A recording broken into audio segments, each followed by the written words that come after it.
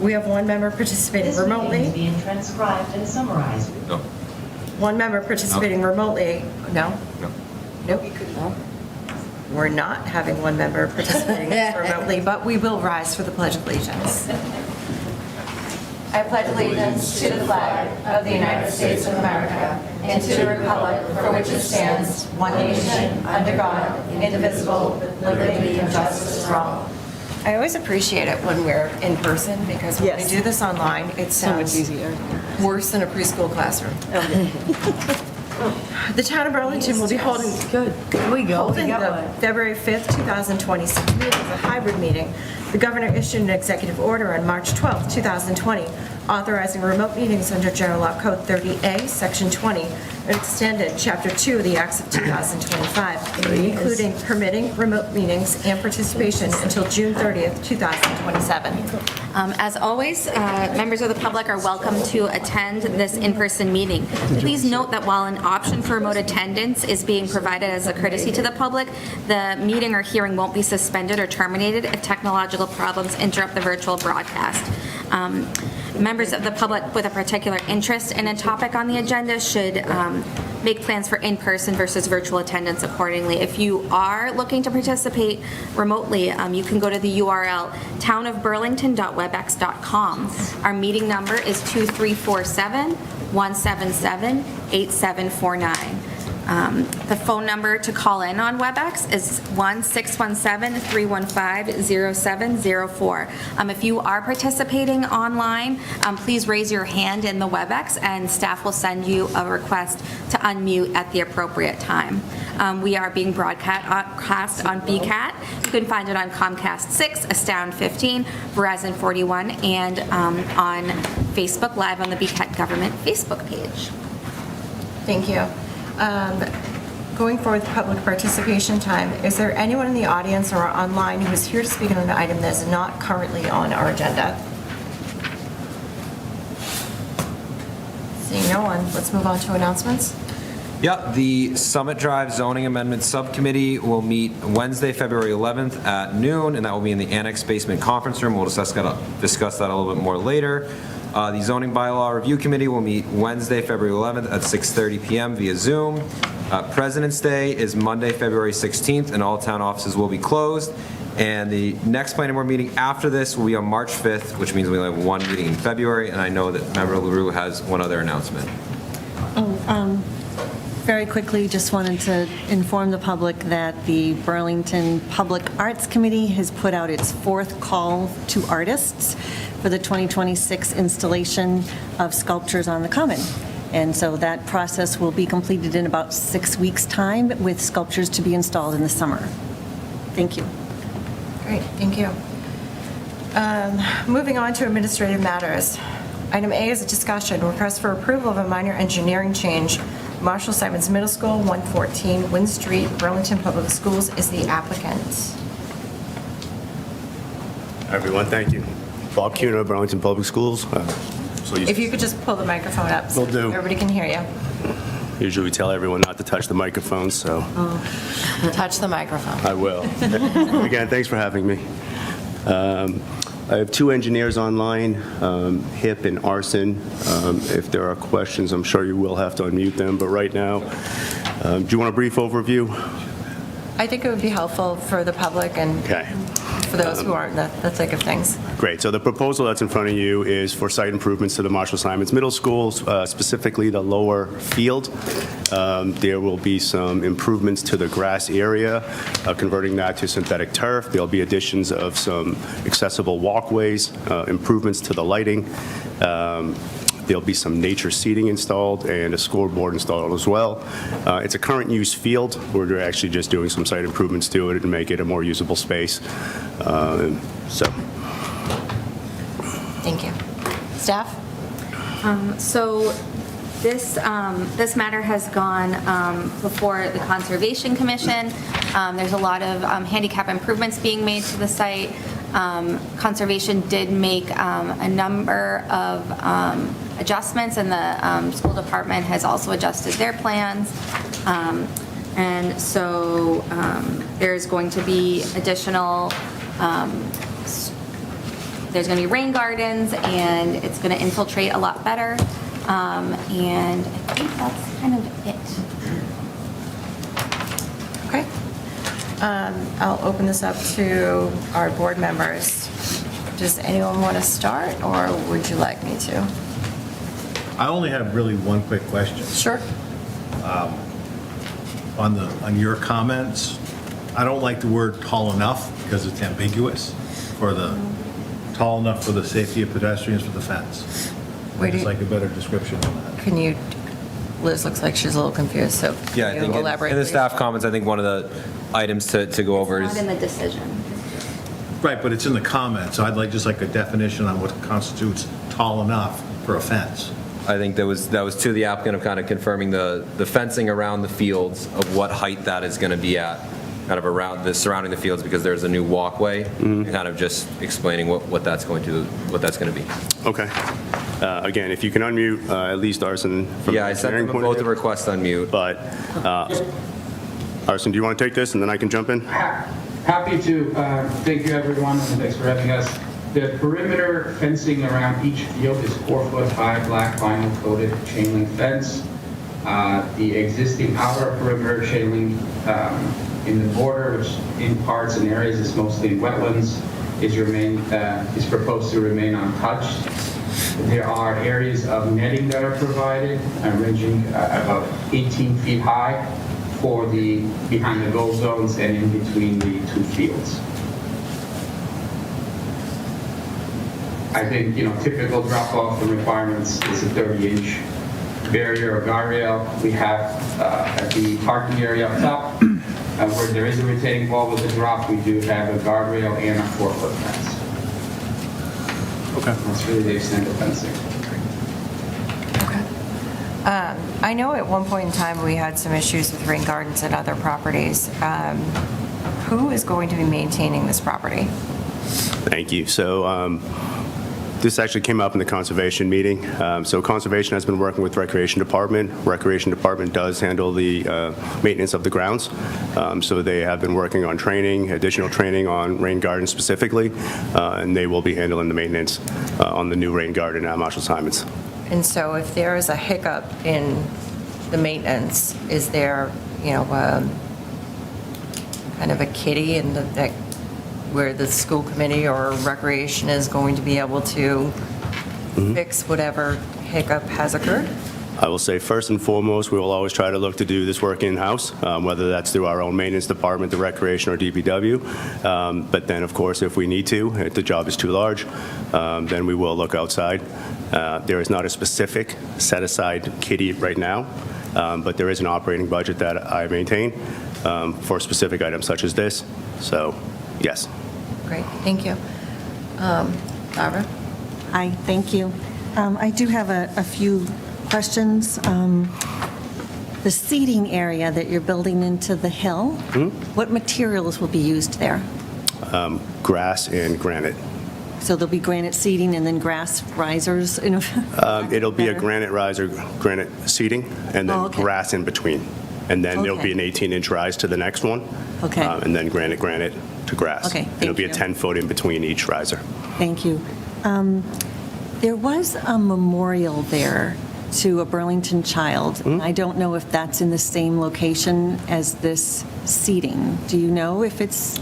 It's not in the exact same location as the seating, It will not and we be are aware of it. Okay. So, yep, we will maintain it, but Thank you. the walkway potentially could be a concern. There's an accessible walkway that's coming down from the school. So it may have to be moved? It'll be in the same location roughly, but during construction, we'll have to make sure to not damage it, move it, Okay. lose it. But in the end, it will remain on site in a close enough location? Yes. Okay, thank you. That's staff, that's something that's pertinent to be in the decision. Yes. Especially for the sake of the family and those who Right. donated. Yes. Please. Can you talk a little bit about the lighting? We talked about it in our staff meeting, but because there are residential neighborhoods right near, I'd like you to talk a little bit about the lighting, Sure. when it will be on, when it will be off, and who will control that. Great. So there's existing lighting there, and we're reutilizing 2 of the same exact poles, so those lights will remain. Closest to the wetlands, towards the neighborhood side, those poles will be replaced with new poles and new LED, so we'll actually have better control of the LED projection. So the LEDs we can actually program. So as part of the plan, there's a full light projection plan, and because they're LEDs, you can actually have hard shutoffs. We're not talking specifically about time, I'm talking specifically about light bleed off. So we can basically go to a walkway and 2 feet past it and stop. And then on the other side of that, you have, either close to zero or a very low transmission of light. So the bleed off into neighbors should not be a concern. It will actually be an improvement to the site that's there now. And as far as time goes, currently we project about 10 o'clock. And the reason I say about 10 o'clock is that's the current schedule. I don't see it changing, but at the same time. No, during the season. So we close the facilities during the wintertime, so roughly after November till about the beginning of April.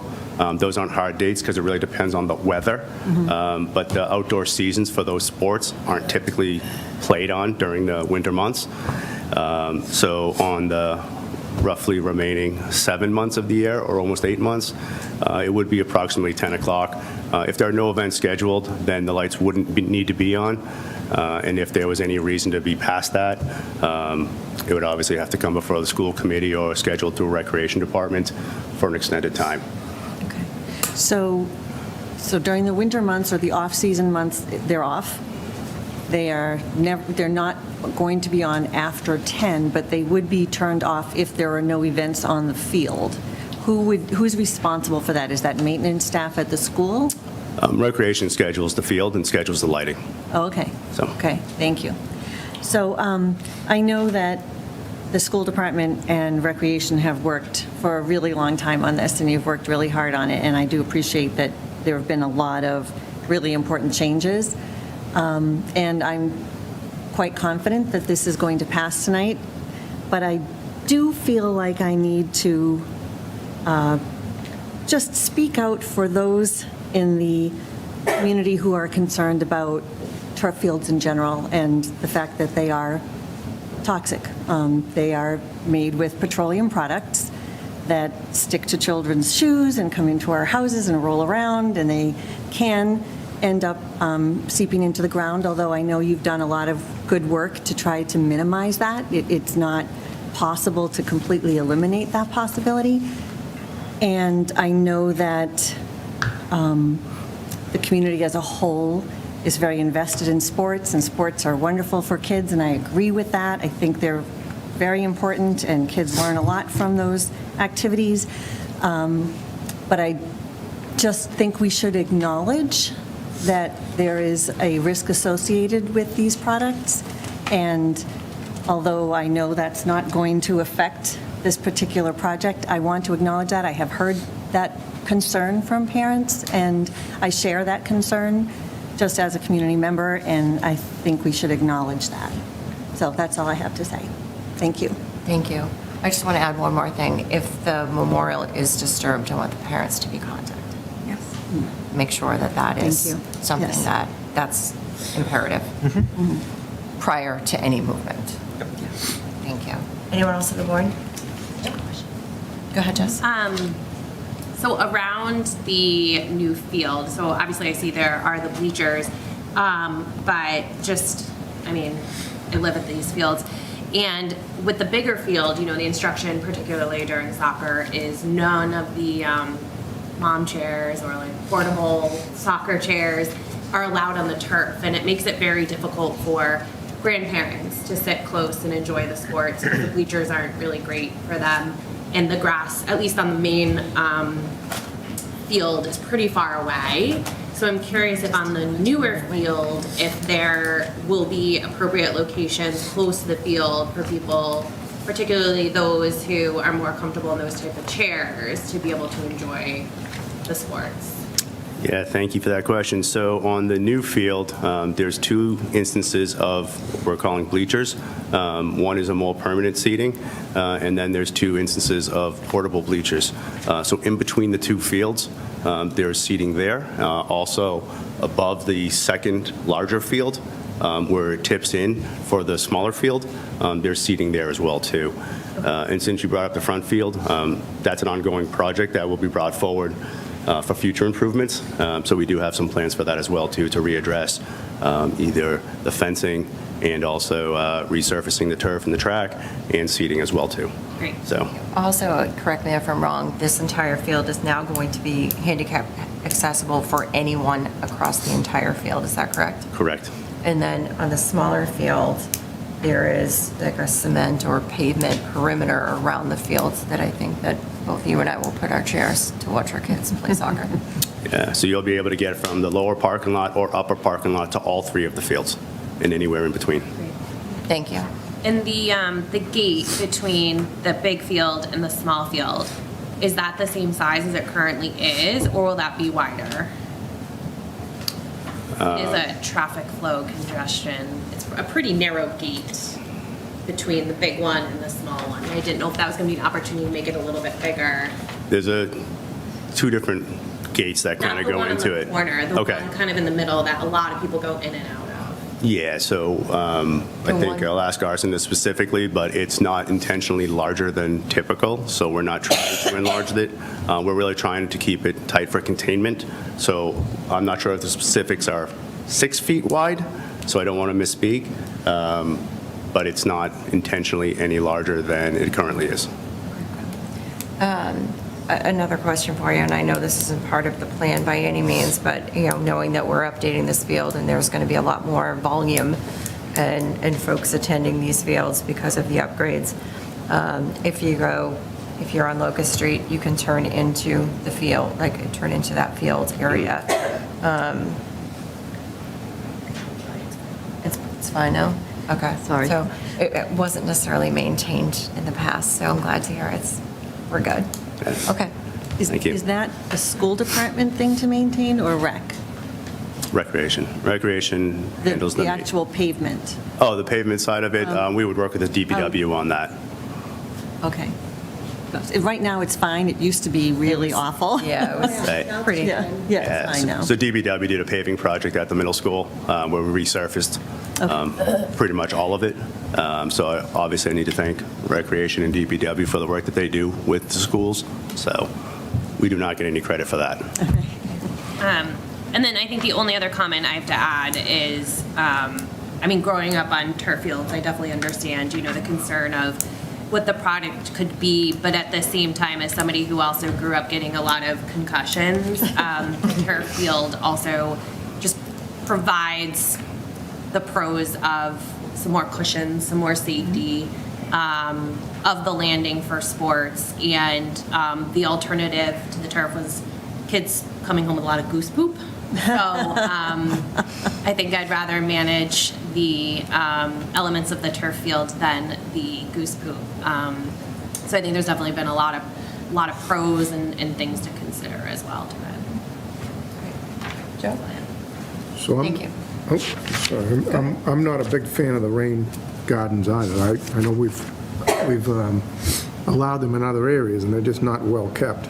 But hopefully that is a thing of the past, that we can get these things kept better or maintained better or whatever we need to do. But my big question is really about the neighbors. Have the neighbors had an opportunity to weigh in on all this? We have had, feedback from neighbors? sorry, my apologies, I thought you were done. No, that's all right. Go ahead. I think we have had close to 40 public meetings, so neighbors have weighed in. We've also been to conservation close to 12 times, and there's been no public participation that I'm aware of for me to address.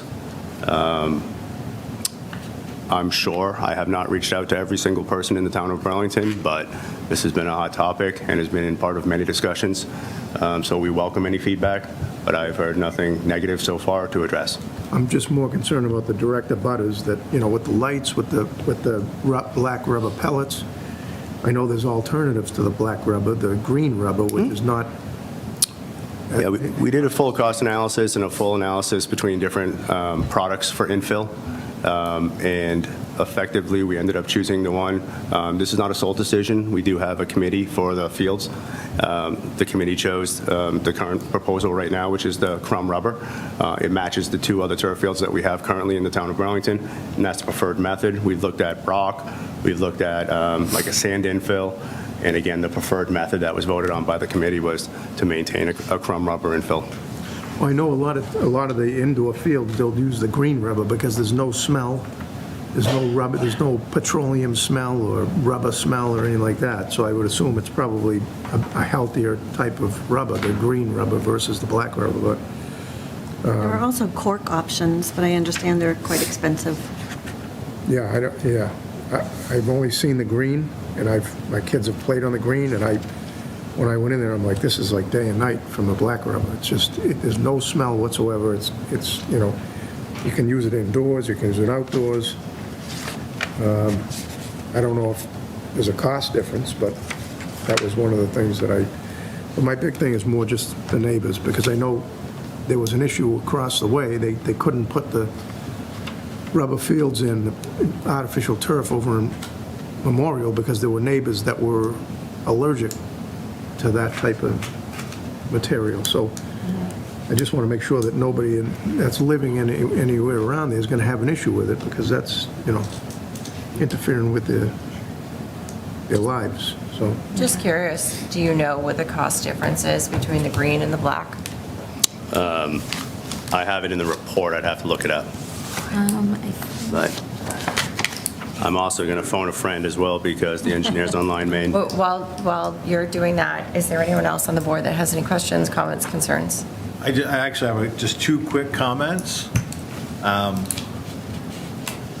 The Recreation Department currently is working on rehabbing Overlook Park. And one of the things that they ran into after the fact was E and F on this. Underground storage tanks and septic systems were underneath Overlook Park that nobody knew were there. As a word to the wise, is just make sure there's none there. Okay. Because it happened once Yeah. bitten, twice shy, right? I think maybe Understood. if that's a concern, Yeah. make sure that that's part of the decision, that's confirmation that there's not an issue. Yep, Please. that's a piece that our Board of Health is always looking at. They always check for older septic systems, and I know they were part of, they witnessed all the test pits to make sure that the infiltration works on the field. Wanted to follow up on some of your comments, Joe, as far as, you know, education on rain gardens, and I'm really happy to report that our newest conservation administrator, Lucy Hansen, she's been doing multiple trainings with rec maintenance staff on rain gardens benefits, the plants that should be in them, the plants that shouldn't be in them, how to maintain them, and all that stuff. So there is active education happening on that, which I'm really happy to report, because I know that Memorial School, first of all, it wasn't installed properly, and then there wasn't that education part of it. So we're trying to get ahead of it. yeah, it just looks like a mess. I know. Yep. The other question regarding looking at alternatives. So for the conservation, there was an alternatives analysis proposed, and so so in order to maintain the grass field, the annual maintenance was $30,000 to $50,000. A synthetic alternative, so not the crumb rubber, is $12,000 to $25,000 for annual maintenance. Yep, and then the sand and crumb rubber infill is only 6 to 8. So it is definitely more cost effective to do crumb rubber. Is the green one of the alternative infills on this chart? Do you know that, Mr.? If I may, Hip has his hand. Yeah. Oh, sorry. Yeah. So, Someone online said yes in answer to my Yeah. question, so thank you. Hi, everyone. This is Hip Aguilera with Industrial Engineering. Our full alternative analysis, I believe it's page number 5, covers the crumb rubber and sand cost, which is about $82,000. And then you have your TPE and your EPBM, which is anywhere We don't- from 300,000 to 450,000. Yeah, unfortunately, we don't have that. We don't for have things- that. Yeah, so for those details. this was only submitted to the Conservation Commission. Okay. Okay. Is there anyone else on the board that has any questions, comments, concerns that they'd like to address at this time? Well, this is a minor engineering change, and you folks know I like to keep a tight meeting. I swear I'm going. Sorry, we're moving on. Like I said, you know I like to keep a tight meeting, and typically don't ask the audience if it's a engineering change of so forth. Is there anyone in the audience, present or online, that has any questions, comments, or concerns that they'd like to bring to the board at this point in time, or to the applicant? Seeing no one? Are we ready for a motion? May I have a motion, please? Madam Chair, I'd like to make a motion to approve the request for approval of a minor engineering change for property located at 114 Wynn Street to allow for the installation of 2 multi-purpose synthetic fields and associated site improvements as reflected on the red line site plan entitled Marshall Simons Middle School Brush Field Renovation Project, prepared by NESRA Engineering on behalf of the Burlington School Department, dated February 10th, 2025, and revised to January 2nd, 2026, consisting of 18 sheets, subject to the following revisions, terms, and conditions contained in Exhibit A as amended. Second? All those in favor? Aye. Opposed? Aye, or nay? So, Okay. 5-1. Yes. Aye. Thank you all. Thank you. Have a good evening. Moving on to matters of appointment. Item A is a public hearing, application for approval of a special permit pursuant to Section 1.4.7, restaurants drive-through service prohibited of the Northwest Park Plan Development District, PD, 19 3rd Avenue. Blue Salt LLC, DBA Citrus and Salt is the applicant. Hi. Hi. Good evening, Madam Chair, members of the board. For the record, Christine Hung, attorney at Reamer and Bronstein. With me tonight, I have Jason Santos, the owner and operator of Citrus and Salt. He is a renowned chef, and I can also say a TV celebrity, as he has been on multiple seasons of Gordon Ramsay's Hell's Kitchen as well as Bar Rescue. He is an experienced restaurateur, having a proven track record of owning and operating numerous restaurants, some of which are a Citrus and Salt in South Boston and 2 Buttermilk and Bourbons. One is located in Back Bay and the other in Arsenal Yards in Watertown. Jason lives in Burlington, and hopefully tonight with planning board approval, he will also work in Burlington. His request is for a special permit tonight to operate a restaurant, another Citrus and Salt. This is the second location at 19 3rd Ave, which is the former site of Osteria Nino's.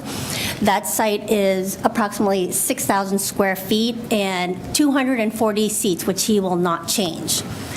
Just a little bit about Citrus and Salt. It is an elevated Baja-inspired Mexican restaurant, so it's high-quality cuisine, and the interior design is such that it is, as people would say, has cool vibes and very Instagram-worthy. And so it's exciting that he is looking to come to Burlington, and he's very excited. So in terms of the seat count, that will not change. There's an approved 240 seat count. That's not going to change. The interior, nothing is going to be changed with respect. He will do some interior modifications. The exterior, he is proposing some exterior modifications, which is being coordinated with Norbloom, one of which is to have an overhang outside, similar to that of Tony C's. Currently, there is a small little awning that doesn't really cover patrons as they're dining outside. So the overhang is really to give the patrons that are eating outside a more pleasant dining experience, so they'll shield them from the elements, and then it'll also have like a very nice vibe as well. So that will be coming later on, those modifications. Our request from you tonight is to approve the use permit. Jason's looking to open sometime this summer, hopefully, so time is of the essence. So if you could approve the use tonight, he can move forward with applying for a building permit to begin the interior renovations as the exterior modification plans are being worked on and finalized with Norbloom. And whatever those modifications are, we will file the appropriate application to get approval from the planning board or whatever that might be. So that's all I have to say. Todd Fremont Smith is here. I think he just wanted to say a couple things. He's very excited as well about Citrus and Salt coming to Burlington. Shaking his head no. He's good. Okay. You know what he's going to say. But we're happy to answer any questions that you might have. Great. Staff? Nothing really much to add. Just that, so as far as, staff for the exterior, we're not really sure if it's going to be a minor engineering change or an insignificant change. Once those come in, we will assess them and let you guys know. But other than that, we really don't have any other comments on that. Great. I'm excited for you. Thank you. I feel like I should have brought my autograph book, I'm excited for my 6-minute commute. but I'll leave that for a different time when you make us all. Yes, of course. No sea changes. Is that, when we say no sea changes, is that just interior that we're speaking of? We're not talking about anything exterior this time? That's the total number of Total seating. Total number. So they have, the way that the permit was previously written and been approved was for 240 total. Yep. It equates to about 170 interior, 70 exterior, changing a little bit here or there, kind of given the flexibility, but it would be capped at that 240 total. Okay. I don't really have any issues. I think if you go to that first slide, if you can blow that up, there's that. Which kind one? of- That one. Nope, first one, back one. There's that kind of wonky fireplace outside, and I know we're not talking about exterior right now. It's a pizza oven that's going to go. Yeah. Okay, that's going. It's really hard to do pizza when you have a Mexican restaurant, so Mexican. it's a $30,000 lead weight outside that's going to be removed. Understood. Okay. I just want to make, again, I know that we're not talking about that at this point in time. I just was more curious than anything. I'm excited and look forward to enjoying your restaurant. Is there anyone on the board that has any questions? I'm, just a question regarding parking and traffic and Uber Eats, and what percentage of your business is the app-based people coming and going? I mean, at best, 5%. I mean, it's minor, All right, well, that's great. Yeah, I mean, I mean, we do Uber Eats and DoorDash and that sort of thing because we sort of have to, but it's a very, very minor amount. I mean, a few orders a night. Everyone wants to enjoy the cool ambiance of the restaurant. I see it a lot on TikTok. Yeah. Why do I know this name? It's because it's come up a lot. You search like Girls Night in Boston. Yeah. Now it's going to be Girls Night in Burlington. I mean, my buttermilk and bourbon restaurant is like darker, heavier food, like bourbon, like and this is, never did I ever wake up and say I want to open a pink restaurant, but here we are. But it's a beautiful restaurant. Honestly, it's stunning. It's super fun. We're going to do a lot of interactive, like cooking classes and drink classes and a lot of activations for the area. Great location for that. Yeah. Yeah, I'm excited. I don't have any questions. Great. Anyone else? I'm just wondering when you intend to open. I would like to open as soon as possible because rent is ticking, but I would plan, June is like a very beginning goal and we'll go from there. But I'd like to open in the summer just to get the traction of all the people that are already there and just get off to a good start. Great. Great. Looking forward to it. Thank you. So this is a public hearing. Are there any members of the public here in person or online who wish to speak on this matter? Seeing no one, may I have a motion? Yes. Madam Chair, I'd like to make a motion to close the public hearing on this matter. Second. All's in favor? Aye. Opposed? Okay. I would further like to make a motion to, oops, I'm on the wrong page. Thank you. To approve the request of Blue Salt LLC doing business as Citrus and Salt for a special permit pursuant to Section 1.4.7, Restaurants, Drive-Through Service Prohibited of the Northwest Park Planned Development District zoning bylaws to permit a full-service restaurant in a 6,000 plus or minus square foot tenant space for property located in the Northwest Park Planned Development District and Aquifer District at 19 3rd Avenue, subject to the terms and conditions contained in Exhibit B attached. Second? All's in favor? Aye. Opposed? Thank you very much. Thank you. Good evening. Good luck. Moving on to item 7B. 7B is a public hearing, application for approval of a special permit pursuant to Section 4.2.6.10, restaurants, fast order food of the zoning bylaws, 75 Middlesex Turnpike, Waffle and Bagel LLC is the applicant. Good evening, Madam Chair, members of the board. For the record, Christine Hung, attorney at Reamer and Bronstein. With me tonight, I have Tolga Ulichai, who is the owner and operator of Waffle and Bagels. Hi. So Waffle and Bagels is the first of its kind. It's planning on moving into the former Dunkin' Donuts space at Simon Mall. So it's about 500 square feet. His menu will be Belgian Liège waffles and bagel sandwiches, fruit cups, and gourmet coffee. All counter service, so no seating. So it's fast order food. He is just making a few cosmetic changes, but other than that, it's really pretty much in good shape. He'd like to open up probably late spring, early summerish, and in terms of employees, he'll have 2 employees during the weekday and 3 employees during the weekend, but he's really excited to open up this kind of new concept, and we're happy to answer any questions that you might have. Great, thank you.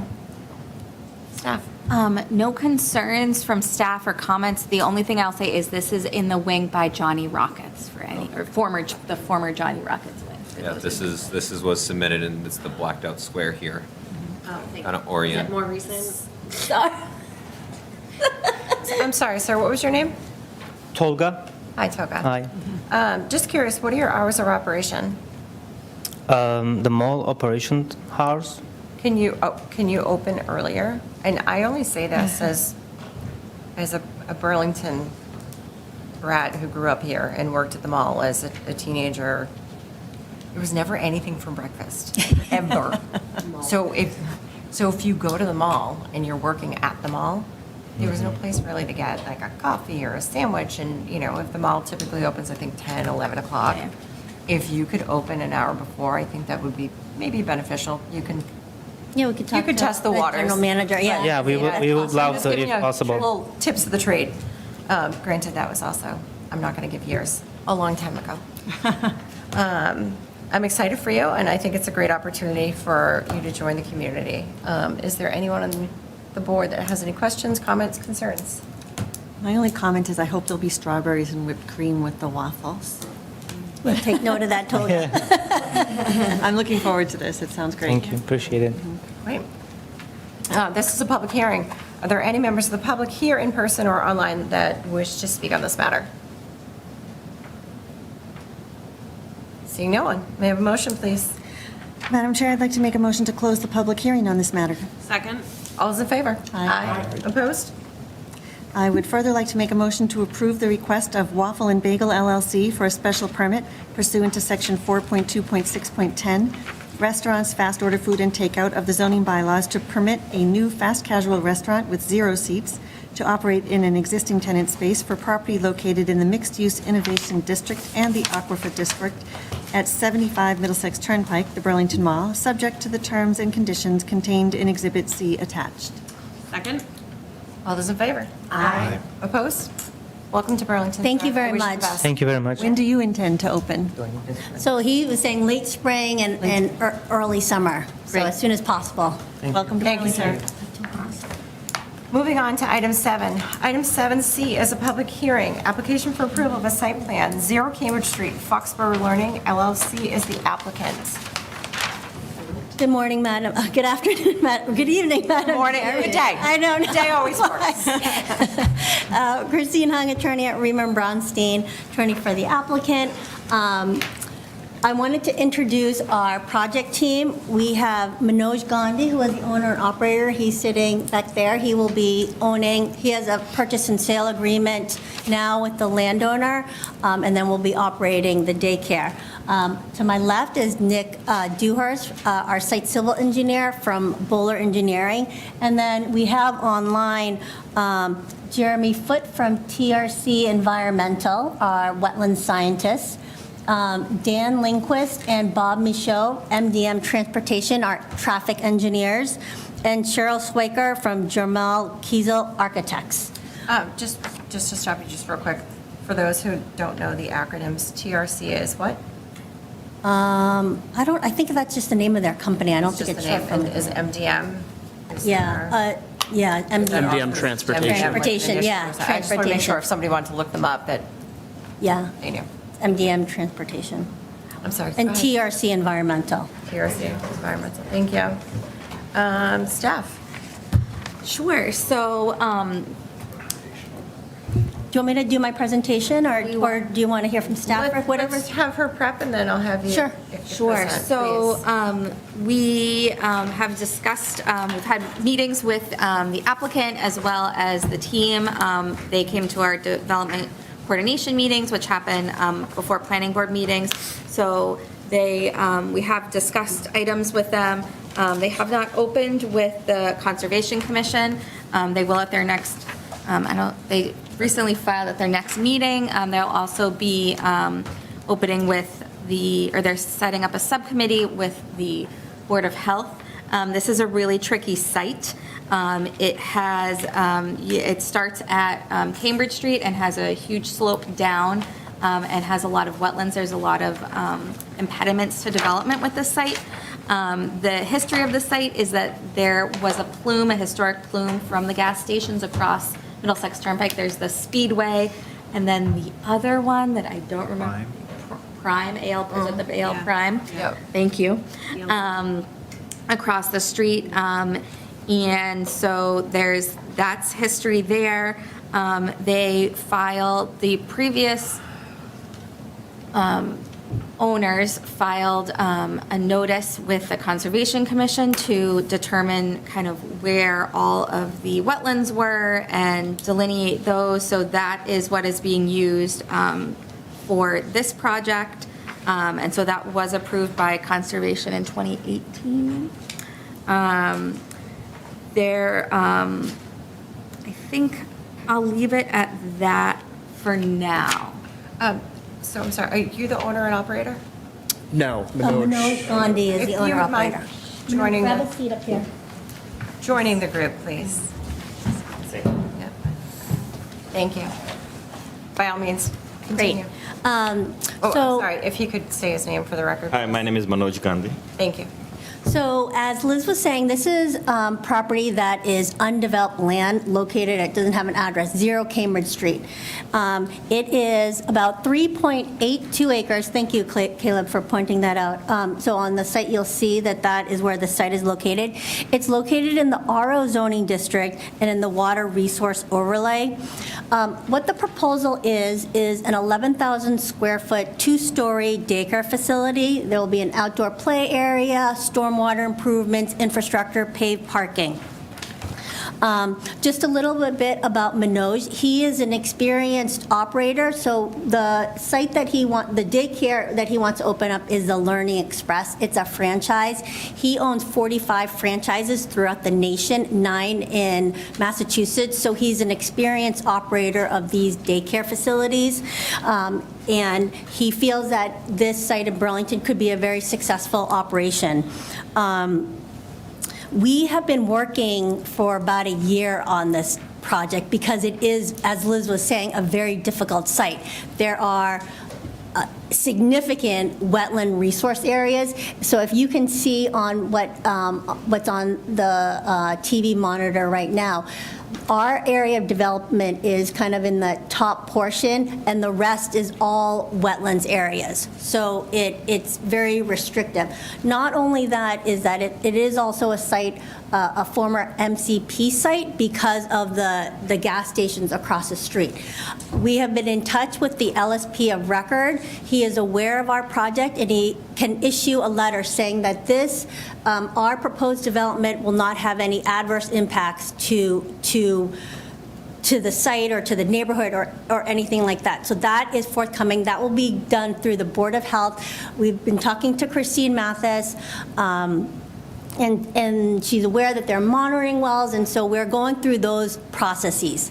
In addition, as Liz mentioned, we filed a notice of intent, so we'll be before the Conservation Commission, hopefully, and we haven't confirmed this with Eileen yet, next Thursday night to open up with the Conservation Commission. There are a lot of issues there as well, so we'll slowly be kind of ticking off our issues and you know, working through each of the issues as they come.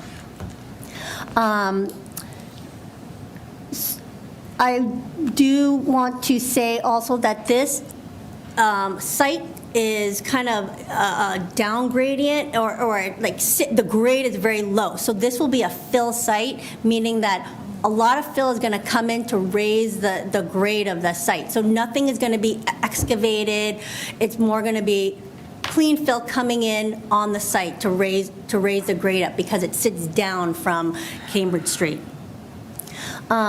The proposed daycare will have about 153 children.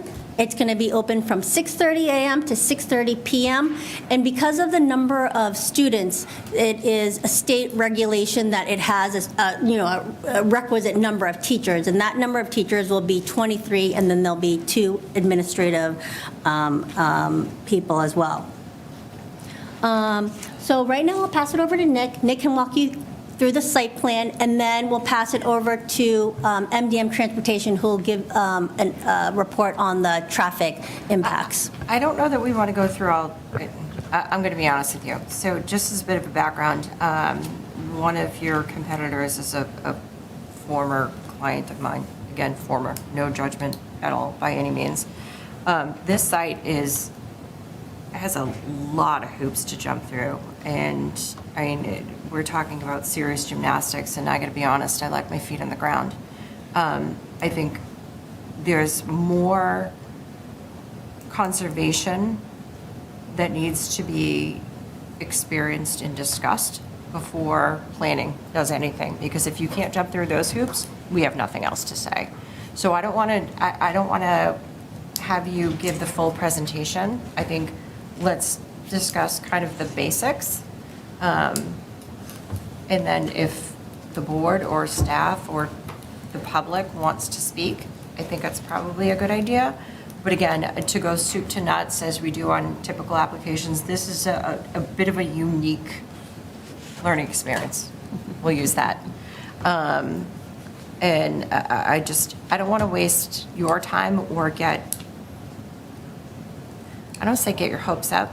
I mean, there's always a possibility for anything, but I think that this is a very, very unique property, and there's going to be a lot of modifications and financial burdens on the property or potential property owner before anything is performed. Yeah, we've realized, we've had a lot of discussions on the restrictions on this property, a lot of the hurdles that we have to jump through. We do feel like we have answers to a lot of those issues where we feel that they could be resolved. Concom, we've had informal meetings with them, and of course they've been informal, but so Concom is a big issue as well. So I hear what you're saying. That's your major issue. Yeah. I mean, you have 2 meetings before our next meeting with Conservation, and I'm thankful for that, because I think that that's their opportunity to put forth all of their concerns and put forth their area of expertise so we can support them and they can support us as well as a community. So, I mean, let's do kind of a 3-minute overview, and then I'm going to bring it to the board for any comments, concerns. And then once and of course, if there's anyone in the community that wants to speak, then after our next meeting, which is in March, let's see how your next 2 meetings go with Conservation. And then if you're presenting again in front of March, then we can kind of go through more of the logistics. Sure, we're happy to do however the chair and the board want. That's fine with us. And when you do come back, I think it's important for those who aren't familiar with the dynamics of daycare, If you have an infant room, how many teachers? If you have, how many children, how many teachers? If you have a toddler room, how many infants, how many teachers? That's going to help us better understand what the traffic control is going to be, what the drop-off's going to look like, what the parking, because the parking looks slim at best. I mean, I'm looking at this project, and for a gentleman who has as many franchises as you, this is going to be a humdinger. This is a challenging location. But it is Yes. very similar to our Franklin location, very, very similar in terms of size, parking, student count. I'm familiar with some of your other locations, and some, it just, this is, honestly, I'm kind of surprised they were actually looking at this location. So, I'm sorry. Let's proceed. So would you like us to do a brief overview of the site plan, or how would you like us to proceed? I think a brief overview of the site plan, I mean, I think if anyone on the board wants to know the business, I think it's pretty straightforward. It's a preschool. It's the, you know, if somebody wants more of that, please let me know. If there's anything else that we're missing after your overview, please, I mean, anyone from the board can chime in. Thank you. Yeah, I can give, I'll keep it very high level. Thank you. Just focus on the site plan. And Caleb, it probably, just. Tell me the sheet number that you want. I think if you just go back maybe one, the aerial just kind of paints a better picture, I think. And I got it zoomed in a little bit, so let me know if it needs. Yeah, perfect. So as Christine mentioned, it's a 11,000 square foot facility. That's total square footage. So it's a single 5,500 square foot building footprint, 2 floors. We're providing, obviously parking, sidewalks, landscaping, lighting, and stormwater management utility improvements. From a parking standpoint, Burlington zoning bylaws actually kind of require a minimum and a maximum parking count of 33 spaces. We understand that this board has the ability to grant additional spaces if requested, but right now our plan does request kind of right at that 33 space number, and that includes the 2 accessible spaces closest to the main entrance. Access from the site comes from a single 2-way driveway off Cambridge Street as shown there. We are providing a trash enclosure at the rear of the site. We're also, you can see kind of planned north of that, we have kind of a striped paved area. That's really so that trash trucks and other vehicles can make any backup maneuvers that they need to exit the site. As Christine mentioned, it is a significant fill site, so we're looking at raising grades of up to 20, 25 feet at the highest points. So because of that, the significant majority of the site is going to be surrounded by retaining walls, or a retaining wall. You can see it's sort of that dark, exactly, kind of that shaded gray line that outlines the perimeter of really the majority of the limit of work here. The wall is going to be, surrounded by a 6-foot vinyl fence kind of running on top of the wall, and then where it abuts parking, we'll make sure that we have guide rail associated just from a safety standpoint.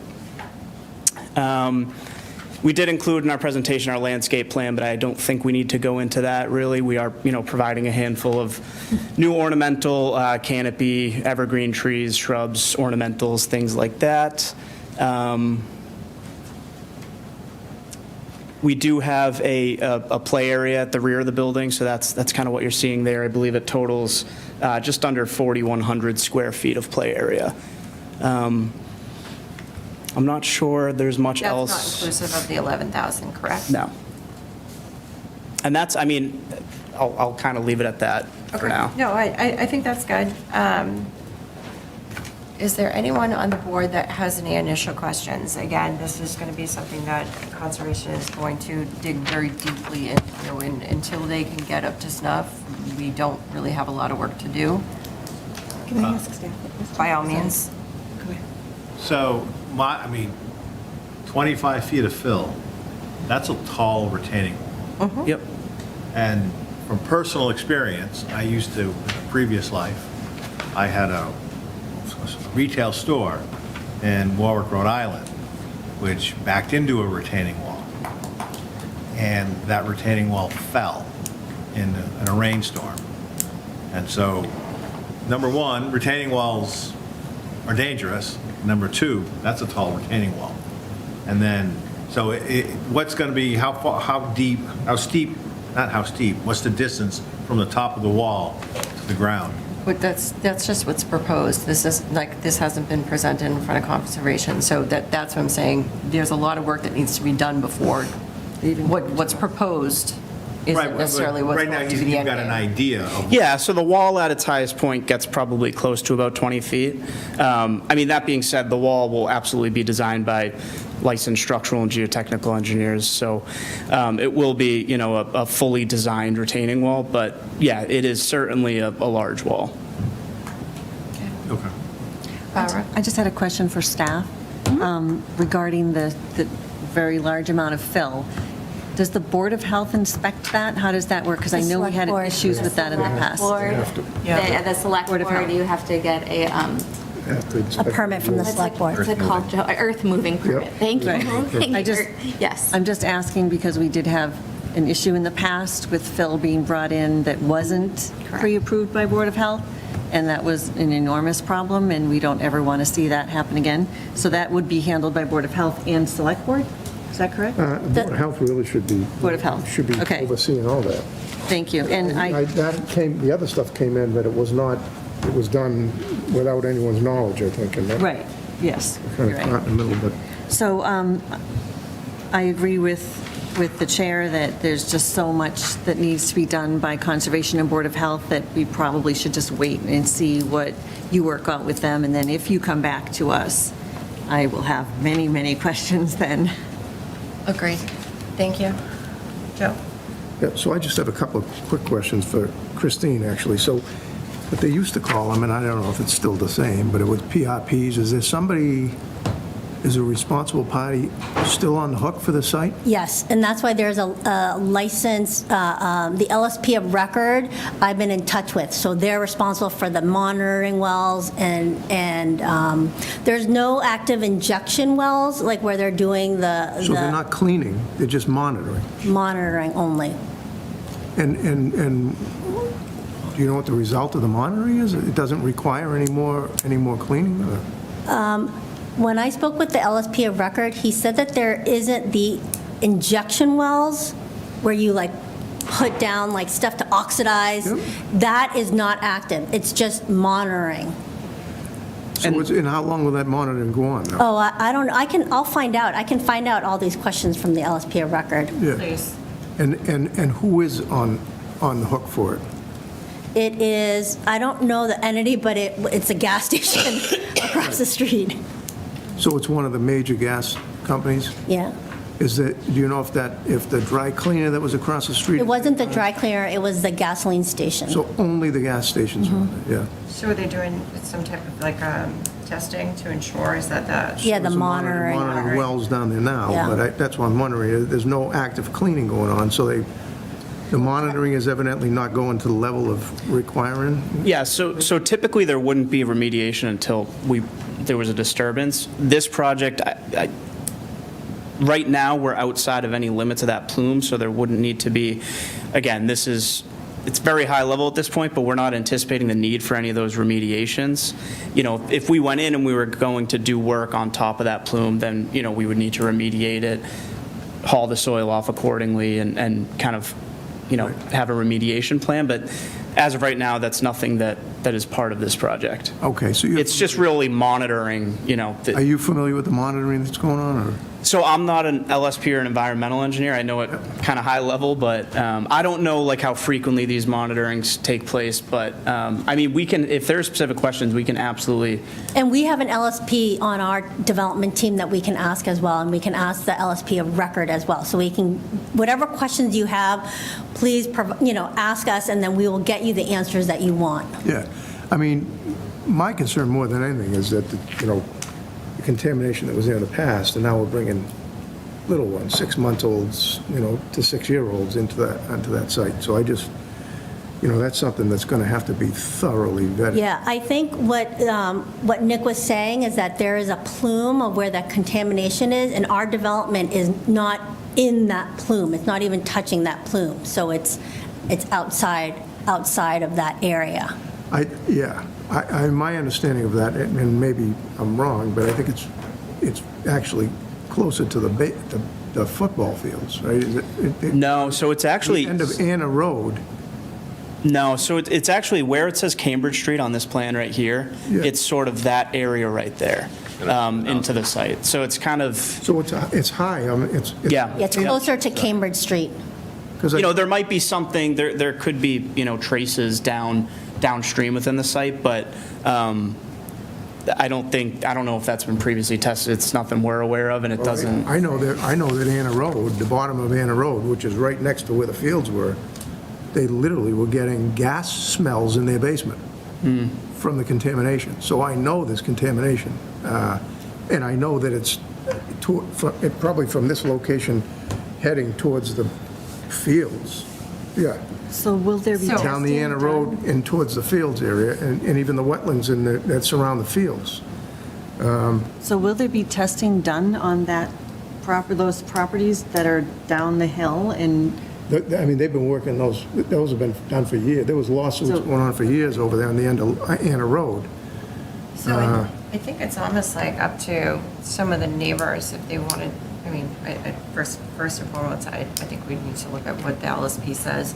But again, this is a lot of conservation work that needs to be done. Yeah, and Board of Health.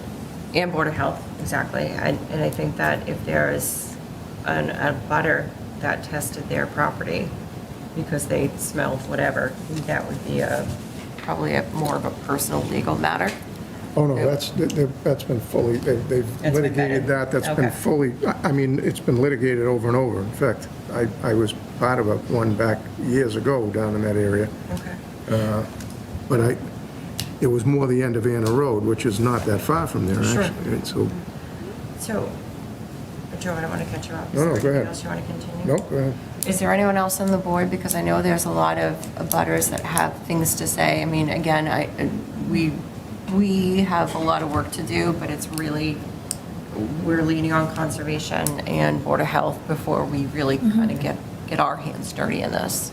I would say the biggest thing that's gonna be for me is the in and out and the circulation of this area. I mean, this is, especially, I mean, you're talking to daycare, most people are dropping off within similar windows and picking up within similar windows, and it's also the same time that people are coming in and out of town. It's more than just residents on that street.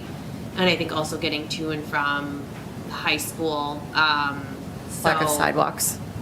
Or lack of Yep. sidewalks. So that element on and off of Cambridge and around it is honestly is quite concerning to me right now. But yeah, I mean, I agree, we're way too early in the process to really kind of go any deeper than that. Okay, so if everyone's in agreement, I'm going to open this up to abutters because like I said, I know that we have quite a few here that are eager to speak. So, who wants to go first? So there's a microphone over here that is open, available, and active. So if you want to just get in, if you would kindly sign in first, and then prior to speaking, if you could state your name and your address. And, yep, the first mic is fine. And then also, if we could keep it to 3 minutes. If there's some, I appreciate that, thank you, sir. And furthermore, if there's something that has already been said, let's not try to reiterate ourselves, where if you're on the same page, we're on the same page, and we can add to it. Thank you. Thank you, sir. My name is... Can you pull the mic closer? Yeah, you got to pull it close. Yeah. Thank you. My name is Jim McNiff. I live at 59 Villagewood Drive.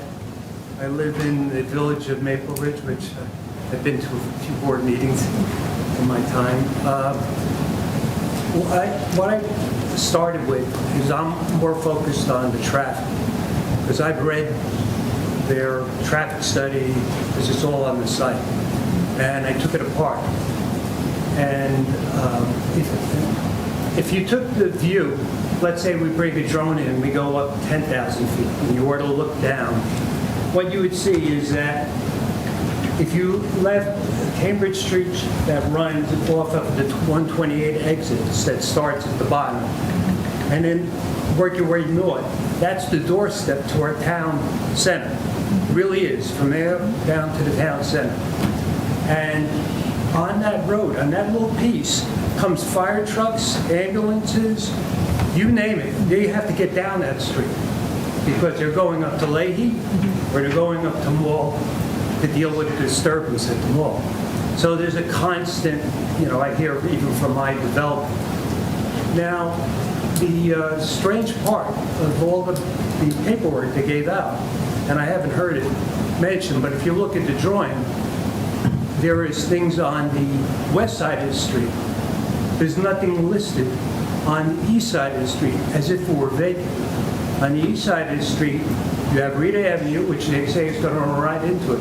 You have a gas station right alongside Rita on the north side.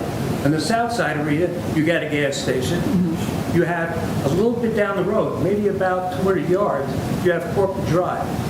And Corporate Drive has 270 apartments, has 75 condos, has 3 commercial buildings, and it has 110,000 lab that's been vacant for 4 years. And that could be filled at any time. So we're talking about, you talk about the conservation, I understand it, because I walked through the conservation. I was one of the people that went out that day and then looked at the land and whatever the decision was made. So my point being that I know you want to move forward. My question is, maybe in preparation, is the traffic study that was done that totally ignored the other side. If you go up to 133 Cambridge, you have the Kinder. And Kinder is a great spot, because across the street is all woods. It goes all the way down where there's tree line. Ours, if you come out of that exit, you're coming out of gas stations going in and out, and you got Corporate Drive, and then you have a traffic light. We have a traffic light at the end of Corporate Drive going out. So if you got a traffic light there and you have the backup of cars coming down trying to get, they're going to back up all of that, the facility that if they were put it in the woods where they would like to put it. So I'm in a position, if you were to say, oh, what if your street, what if the area across from where you want to build was like where KinderCare is and had those woods? You wouldn't have the issues of turning and cars coming all at the same time. Because as was just mentioned, 7 o'clock in the morning, you have all the people going to work and coming to work. And that's when the drop-off is. At 6:30 or whatever, 5 o'clock, you got people coming and going. And that's when the pickup is. Even in their own literature, which I just want to take one paragraph, they actually say this in their report. They say staff should be available to direct parents internally, if required so that vehicles do not queue up or spill back onto the state highway. They're actually saying they have to hire somebody in that structure to help tell parents, you better go get out of here quick because we're just going up on the state parkway. So again, going to where this is right now, I would say if it was strictly based on traffic, I would say definitely you don't want to improve this. That was in my opinion. Thank you, sir, for your time. Have a good evening. Okay, you too. I appreciate it. Thank you.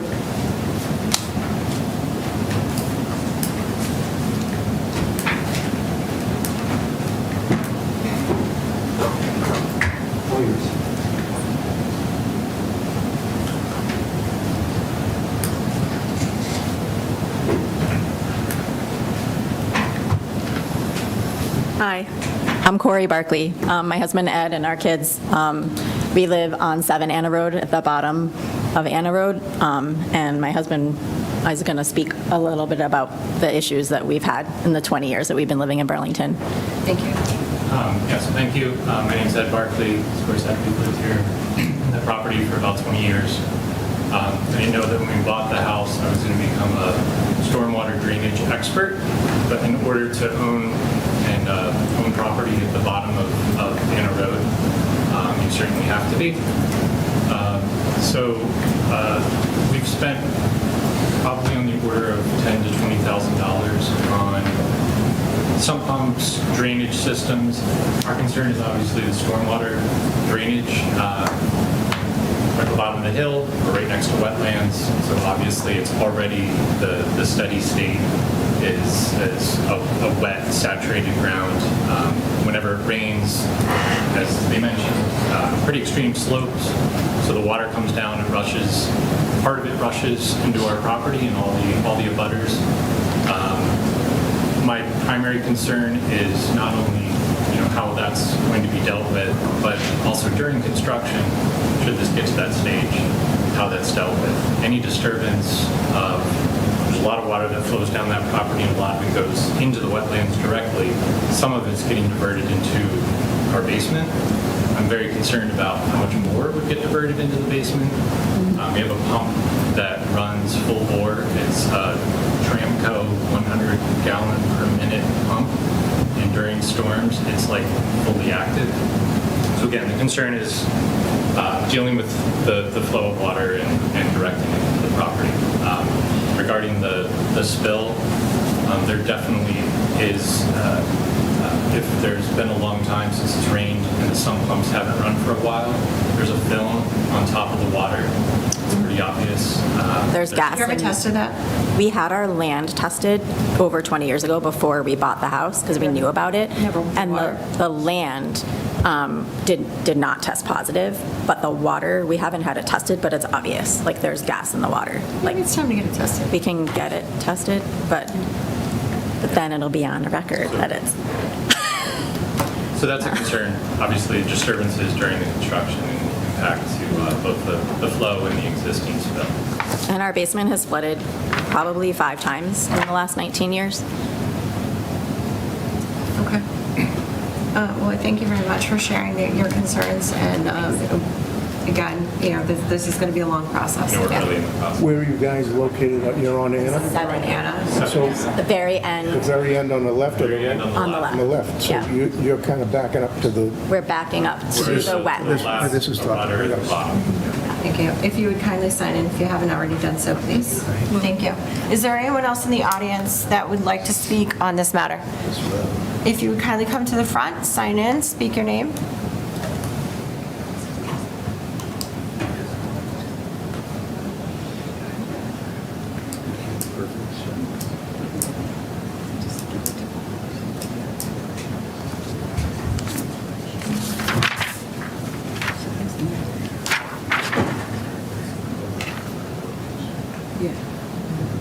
It's close, yeah. I don't know if you're going to leave it.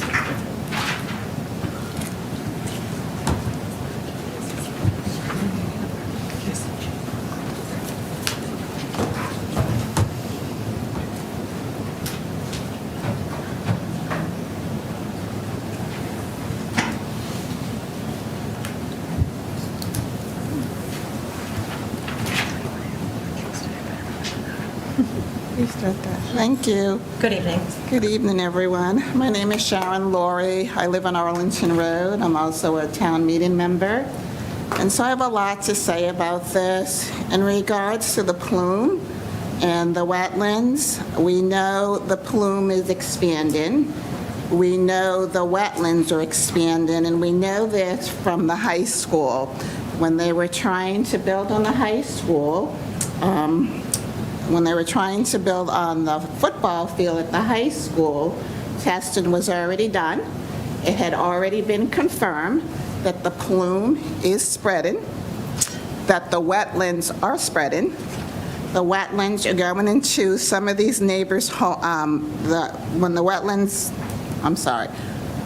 wetlands are spreading, and I understand there's the Dover Amendment. So I understand they technically can come before you, but they also have to compensate from the wetlands that they use, correct? And I believe the number's 30%, so they need to find 30% of space to replace the wetlands. I question whether they have enough space to do that. Safety on Cambridge Street is a mega issue. It's a mega issue because I was one of the people that had to stop my car, and I live on Arlington Road, so Arlington Road and Cambridge Street. A girl was trying to cross the street, a high school student, and a car hit her. It was a murky day, and she was lying flat on the ground. I had to witness all that, and I had to help this young lady that was lying flat on her back. So there is a safety issue. And remember, the days when our kids were in school, when you were trying to pick them up from daycare, and you had to get them on time, because if you didn't get them on time, if you didn't leave on time, especially leaving on time, you were going to pay a fee if you were late. Every 15 minutes. Okay? My grandchildren are grown, so I'm fortunate enough that I don't have to deal with that anymore, but that is a mega concern for the residents, okay? And it's a safety concern. There are so many places in Burlington that you can have a beautiful daycare. There's a space already built. And keep in mind, this is not residential space, so those wonderful little wetlands there, if someone wanted to build a home, that's fine. We have to accept that, but you're asking to move space from people that want just a quaint little community, and we deserve to have that because there is sufficient space in Burlington for you guys to build wherever you want to build that's already zoned for what you need. So technically speaking, it doesn't make sense that you're trying to disrupt the earth. And I say that because if you put all of this massive building and retaining walls on this space, it's going to push the pavement down. It's going to probably increase the movement of the plumes that are already there. And I know you don't want your kids or any kid, any student to run into a problem of an illness because of a plume of gas. They're already telling you they had to spend $15,000, $20,000 to fix their homes. And no one has that type of money. I think if you look around today, Amazon just laid off a bunch of people. UPS is laying off a bunch of people. So I think that's already one thing that we've already addressed is a lot of the wetlands and the conservation issues. Yeah. We're going to leave that to conservation. Right, but there's a safety issue. The safety issue is also something that we need to address, but if we can't address the conservation issue and make sure that the conservation issues are addressed appropriately, everything else is irrelevant. I agree. Okay. I agree 100%, but I want, you guys are wonderful people, right? And we want you to be in Burlington, but I don't think this is the right spot. And I will end it there because you're going to get a lot of resistance from the neighbors. And I think you should find a way where people can work with you, not against you. Okay. Thank you, Member Laurie. I appreciate your time and effort. If everyone else would, did you have something else new to add? I'd like to just say, I'm Mary Jean Lucas, Town Meeting Precinct 3, also in a butter. And part of my property touches these wetlands. It runs behind our houses on Arlington Road. The property is wet where the wetland touches ours. And just with this massive amount of fill, concerned that the water will be dispersed and it can leach up to our properties and create more flooding. Understood. Again, we're hearing all of your concerns. This is why I don't want to spend a lot of time. Thank you. We want conservation and Board of Health to really, use their area of expertise to support us so we can support them and again, support the community. Thank you so much. Thank you. Have a good evening, folks. Thank you. We'll sign. Is there anyone else in the audience or online that would like to speak on behalf of this matter? I don't see anyone online. Seeing no one, may I have a motion, please? Yes. Madam Chair, I would like to make a motion to continue this hearing to the Planning Board meeting of March 5th, 2026. Do you think that gives you enough time? We can always change it. Yeah, we can continue it to March 5th, and if anything, we can always come back and give you an update as to how we've been doing at Conservation and Board of Health, and then go from there. Otherwise, we can just continue it from that, yeah. That's fine. We'll go with March 5th, and then if we need to continue. Yes. I want them to do all of their due diligence and, again, put their expertise to work before we, how long our meetings get. So to have updates every meeting isn't really beneficial, I don't think, for folks when you can speak with staff or me or Barbara at any point in time. Sure, I understood. So thank you. We'll just continue to March 5th, and then we'll just see how it goes. Great. Thank you so much. Second. Thank you. All those in favor? Aye. Opposed? Thank you for your time and consideration. Have a Thank you. good evening.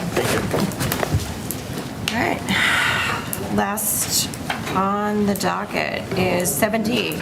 Item 7D is a continued public hearing, amendment to Article 2, definitions, Section 2.1A, Article 4, use regulations, Section 4.2.3, agricultural uses, and 4.2.6, retail, consumer, and trade uses of the zoning bylaws to clarify commercial uses related to animals, submitted by the planning board. Sure. So wanted to follow up a little on this. This was continued from last year.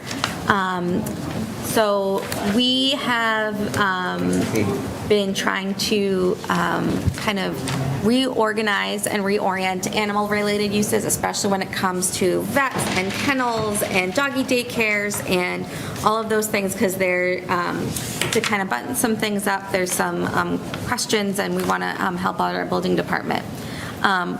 One of the so we had submitted something for January town meeting. In speaking with other departments, and specifically with the clerk's office and the animal control officer, the general bylaw also needs to be updated. There was a law that was passed last year called Ollie's Law, which was related to regulations regarding kennels in the state, because there are a lot of accidents and issues that have been coming up with kennels for dogs specifically. So in order to, the general bylaw needed to be updated, and so I figured that we would hold off until we got, we would work in tandem with the general bylaw review to make sure that both bylaws corresponded. So we, as it stands right now, the general bylaw, there is a draft. It is being reviewed by Lisa Mead, our town council. When I receive her comments, and so I have a more finalized version of that, I'm going to draft the update based upon theirs. And so once that happens, I will be sending it out to this board and to all the other parties that require to see all of the, zoning amendments and amendments coming through for town meeting. So that's really the only update I have, but I do expect a longer conversation and some real text we can sink our teeth into on at our next meeting on the 5th. Great. I appreciate your work and efforts on this. Does anyone from the planning board have any questions, comments, or concerns before we get to the next steps? No. This is a public hearing. Are there any members of the public here in person, since we now have an empty room, or online? I do not see any hands raised online. All right, fair enough. May I have a motion? Madam Chair, I'd like to make a motion to continue this hearing to the planning board meeting of March 5th, 2026. Second? All those in favor? Aye. Opposed? All right. So let's move on to the minutes. I know there were some modifications, so we're going to push that off to the next that sounds good. meeting. And then we're moving on to mixed district permitting and design guidelines update. So we have received, and I've disseminated it to members of the board that are on the mixed design guidelines subcommittee. We finally have a first draft of those guidelines. I've provided comments, you've provided comments, and they've been. And yes, the royal you. Yes, the royal you, okay. And so I've submitted those to our consulting team. The next step, once we kind of tighten it up a little bit more, we will be having kind of a public meeting with groups, stakeholders, people who are property owners and attorneys in the field, and people who will be actually working with this document to make sure that it is something that is usable, so that we can so that development can happen in an efficient manner that's easy for us to administer. And then for developers and people looking to bring business into Burlington and to develop, to be able to do that effectively. So that would be step number 2. So that's where we are on that. Great. Summit Drive zoning proposal. So last Wednesday, we had our first Zero Summit Drive zoning proposal for those on watching at home, the Gutierrez Company has submitted a text amendment to allow for housing at the Summit. So it's the property that is up Summit Drive. It's the former Canyon property for those who've been around a while. It's behind Best Buy and up the hill there, and they are looking to rezone that to allow more housing. This body had a subcommittee meeting with the developer and their attorney last Wednesday, and kind of just gave an overview. Administration and select board also attended. Yes, that's right. I apologize. Of course, we had select board members and our town administrator was there as well. Yep, and so there was a set of meeting minutes because it's a publicly posted meeting. Those will get stamped in tomorrow, and I'll also send that out to the whole board so that those of you who were there, you get a recap. Those of you who weren't there, you'll kind of get a recap. Of course, you'll be available for questions after we read through those. Of course. Yes. And I think, and as I mentioned at the beginning of during the announcements, when more people were here, but we have, we'll set the next subcommittee meeting for next Wednesday, February 11th at noon, which will be, again, in the Town Hall Annex basement. Again, publicly posted. Anybody can come. All are welcome to attend, and we'll kind of, continue to build on previous conversations. Sure. With the applicant. Cool. Middlesex Turnpike revisioning. So we were the lucky recipients a few years ago of a $1 million grant, a MassWorks grant, to look at the Middlesex Turnpike and revisioning it. Right now, it is the gateway to Burlington's commercial core, and the study is aimed at coming up with plans to kind of beautify that area, also make it better accessible to people who aren't driving. They're not looking at reducing lanes or anything, but, ornamental lighting, what to do with the median, talking about a bike connection. We've always been talking about a connection to Middlesex. Bridge. The Middlesex, why can't I think of it? Minuteman? Yes, Minuteman bike trail in Lexington. So it's kind of a large visiting, and it goes all the way from Abbott Park, which is where the Trader Joe's Plaza is, all the way up to Route 62. So kind of looking at that corridor and thinking about it as we try and support our business community that way. Awesome. Does anyone else have anything they'd like to add, or otherwise we're good to close? I have a motion. Motion to adjourn? Second. All's in favor? Aye. Aye. Have a good evening, folks.